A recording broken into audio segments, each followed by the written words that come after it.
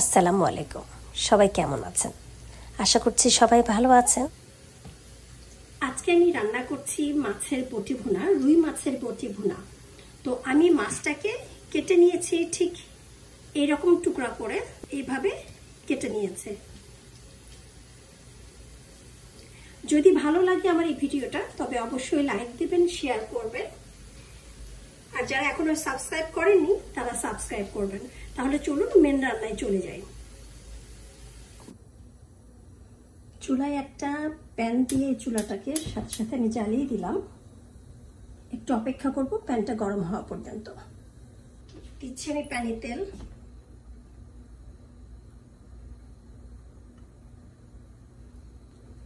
এই মাছের বটি ভুনা করতে একটু কিন্তু তেল দিতে হবে, নইলে রান্নার পরে তরকারিটা দেখতে আপনার একটু খসখসে লাগবে।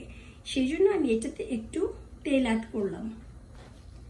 এখন এই তেলের মধ্যে দিচ্ছি আমি পেঁয়াজ,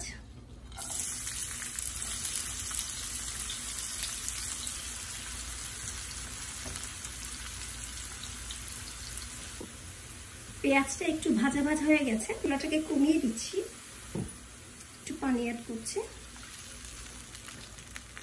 চুলাটাকে আবার বাড়িয়ে দিলাম।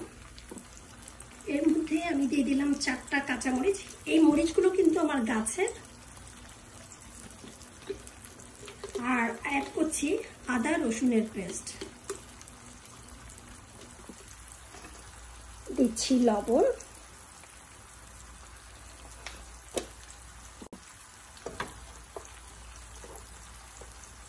হলুদ আধা চা চামচ, একটু মরিচের গুঁড়া দেবো শুধু একটু রঙের জন্য, কারণ আমি কাঁচামরিচ অ্যাড করেছি, আর একটু জিরার গুঁড়া। যেহেতু মাছ, ধনিয়াটা ব্যবহার করব না।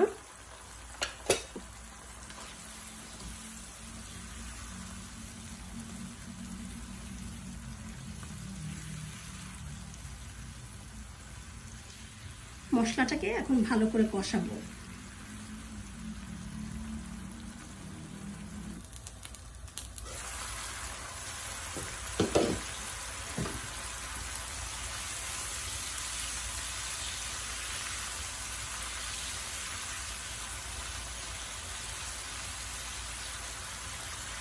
এর মধ্যে মাছটাকে দিয়ে দিচ্ছি।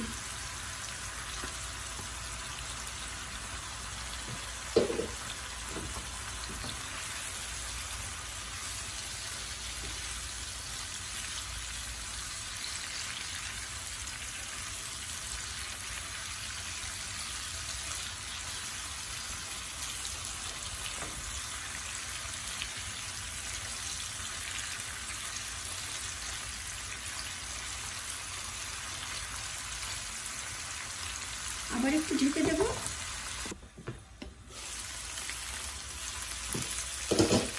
এই মাছের মধ্যে এখন আমি দিয়ে দিলাম ধনিয়া পাতা। তারপরে একটু ভালো করে নেড়ে চেড়ে দিয়ে আমি এখানে পানি অ্যাড করব।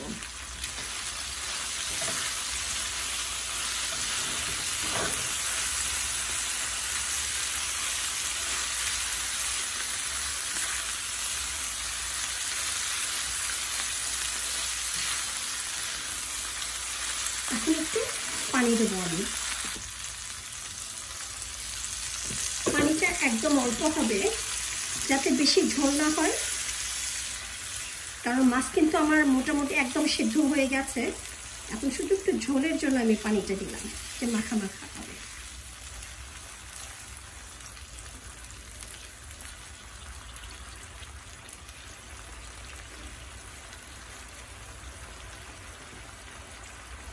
আবার একটু ঢেকে দেব।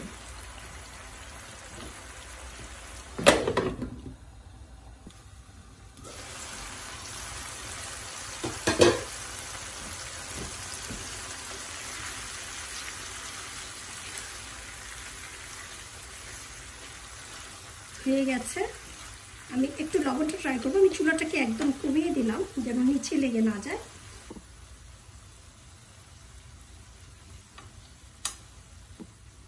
লবণটা একদম ঠিক। আর এখন আমি যেটা করব, প্যান থেকে নামানোর আগে, সেটা হলো একটু ভাজা জিরার গুঁড়া আমি উপরে স্প্রেড করে দিলাম। জিরার গুঁড়াটা দেওয়ার পরে আবার একটু নেড়ে চেড়ে সবগুলোর সঙ্গে যেন জিরার গুঁড়াটা মেখে সুন্দর করে লাগে। হয়ে গেল আমার রুই মাছের বটি ভুনা। এখন আমি এটাকে সার্ভ করব।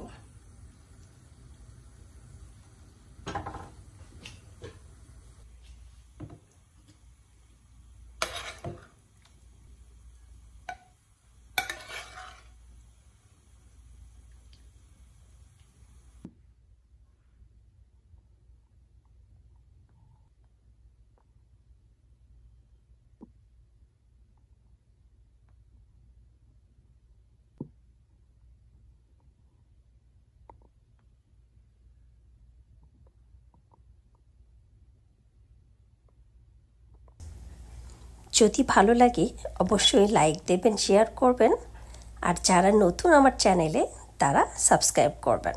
তো সবাই ভালো থাকবেন, আবার আসবো। আল্লাহ হাফেজ।